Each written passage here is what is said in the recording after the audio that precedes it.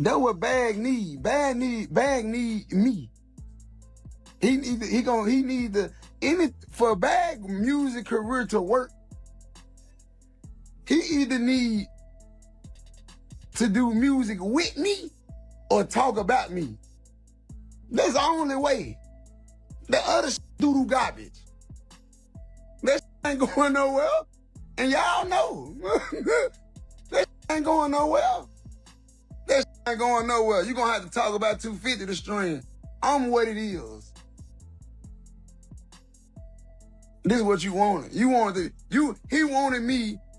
He think I'm finna stream and talk about him and turn his song up. No. You thought I was finna sit at the computer and talk about it? No, boy. No, boy. That's weak, boy. And I ain't got no label.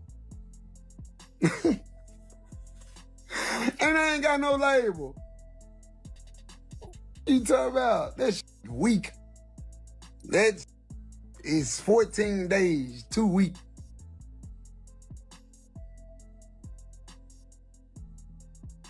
That's weak. Granny used to tell me, be good, man. Y'all from the same. You snort. Man, hell no, I don't snort, G, but man, I feel like snorting hurt. Snort might hurt a nigga. Oh, man. It might make a nigga nose bleed. You watching me from Africa? Goddamn, they G'd up. You said, man, listen, man. I'm not finna respond to that shit. I've been hard on this ass 2 years. You just not saying something. It took you that long to write that shit? It took you that long to come up with a decent song. And then you dropped that. That's a cool little 6. It's not a cool little 5.5 or something. Finesse2Tymes has finally reacted to Moneybagg Yo taking direct shots at him through his music, and he made sure his response was heard loud and clear. But if you think this started with one diss record, you're missing the whole picture. This feud goes back over a decade, and by the time this is over, you're going to understand exactly why it keeps coming back to life, no matter how many times people think it's dead. To understand where things stand now, you have to go back to 2012 Memphis. Ricky Hampton, the world would know him as Finesse2Tymes, was 20 years old and moving with a group of rappers who believed they were destined for something bigger than the neighborhoods they came from. Dario White Jr., known as Moneybagg Yo, was right there with him. Together with Black Youngsta and a few others, they formed a collective called MGU, Memphis's Greatest Underrated. This wasn't a casual industry connection. These were two guys who came from the same environment, moved in the same circles, and understood each other the way only people who grew up navigating the same pressures can. That foundation matters, because you don't get the kind of bitterness that followed between two men who were just associates. Over the years, Finesse has made repeated public claims that his fingerprints are all over the early foundation of Moneybagg's sound, that he helped shape his delivery and contributed to lyrics during the critical years when Bagg was still developing as an artist. It's a controversial claim because Moneybagg has built his reputation as one of the hardest-working artists in the game, with a prolific catalog and years of independent grind that his supporters say speak for themselves. They reject the ghostwriting narrative outright, arguing nobody handed Moneybagg anything. But Finesse's camp, and a significant chunk of Memphis rap fans, see it differently, pointing to the timeline and the proximity between the two men during those formative years, arguing that credit for shared influence quietly got buried once Moneybagg no longer needed him. None of that would sting as much if Moneybagg's career had stayed local. It didn't. While Finesse was behind bars, Moneybagg went supernova. His 2020 album Time Served debuted at #1 on the Billboard 200. 2021's A Gangster's Pain became one of the year's best-selling rap albums, and he was stacking features with Future, 21 Savage, and Lil Baby, while building his own label, CMG, under Interscope. Finesse watched all of it happen from inside federal prison.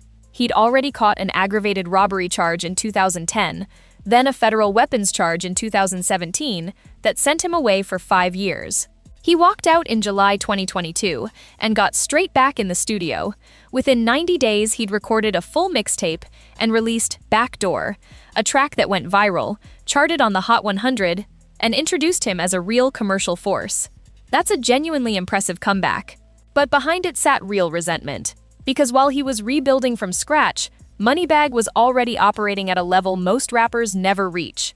And Finesse has said openly that the friendship disappeared the moment Moneybagg achieved major success, that reaching out wasn't met with the same energy once Bag had a label machine behind him. The beef itself didn't start in 2022. It goes back to 2017, the same year Finesse caught his federal charge. The two had already fallen out publicly by then, and Finesse dropped a track called Funny Bag Ho, going directly at Moneybagg by name. Then Finesse went to prison, and the beef went quiet. Not resolved, just paused. When he came home in 2022 and Backdoor started taking off, something surprising happened. The two squashed it publicly. Finesse signed to Moneybagg's Bread Gang label under Atlantic and Jay Prince's Mob Ties. They dropped a joint single called Black Visa, and for a while it looked like two men who genuinely moved past their history. That peace didn't last. The label situation ran its course. Finesse eventually departed Bread Gang, and he later admitted in interviews that something had shifted between them. They didn't leave on explicitly bad terms, but the closeness was gone. By 2024, the shots were flying again. Finesse dropped Energy over the Bone Thugs N Harmony, Notorious Thugs instrumental, leaving no ambiguity about who he was targeting, and he started publicly claiming Moneybagg had been lifting his lyrical style and delivery, with fan-made comparison videos circulating online, pointing to specific lines and cadences. Moneybagg's camp dismissed it as clout chasing, but the clips kept spreading and kept Finesse's name in the conversation, even as Moneybagg kept racking up commercial wins. Then Moneybagg made his clearest move yet, dropping a song called I See You, with no big rollout. He just let the music speak. And it spoke loudly. He addressed people who claim credit for his come-up without doing the work that success required, people who were around in the early years and now want compensation for proximity. He never named Finesse directly. He didn't have to. Fans who'd been following the situation connected the dots instantly, and comment sections filled with side-by-side clips of the song against Finesse's old interviews. That's when Finesse2Tymes responded, loudly and in a way that revealed just how deep this actually runs. In January 2026, following his third arrest in Texas within a few months, a drug bust during a traffic stop in Smith County involving him and his girlfriend, FNG Sugar, Finesse went to Instagram and said flatly that Moneybagg Yo had put the police on him, that he was behind the arrest. He went further, hinting he had knowledge of things in Moneybagg's circle that had been swept under the rug. This wasn't two artists trading bars in friendly competition. This was a man at his lowest point, girlfriend in jail on a $500,000 bond, facing his third arrest in months, still pointing directly at someone he once called his brother. That kind of fixation doesn't come from nowhere. The internet split predictably. One side accused Finesse of being obsessed, inserting Moneybagg into situations that had nothing to do with him, pointing out that Moneybagg was simply living his life while Finesse refused to let go. The other side argued that where there's smoke, there's fire, that Finesse's persistence reflects real grievances that never got addressed. Moneybagg himself has largely stayed above it publicly, which in hip-hop often reads as confidence, though Finesse's supporters would call it avoidance instead. The impact on both careers tells its own story. Moneybagg has kept ascending regardless of the noise. His 2024 album Speak Now kept demonstrating his commercial dominance, and from a business standpoint, none of this has slowed him down. For Finesse, it's more complicated. Backdoor was a genuinely impressive, well-earned viral moment, but a string of legal troubles across Texas, his girlfriend's ongoing case, and constant public confrontations, not just with Moneybagg but with G Herbo and Ari Fletcher too, have clouded the narrative. His 2024 debut album Art of War failed to chart, and the gap between what he could be and where he currently stands is part of what keeps fueling the anger spilling into his public life. Part of what makes this messier is that it's no longer just a two-person story.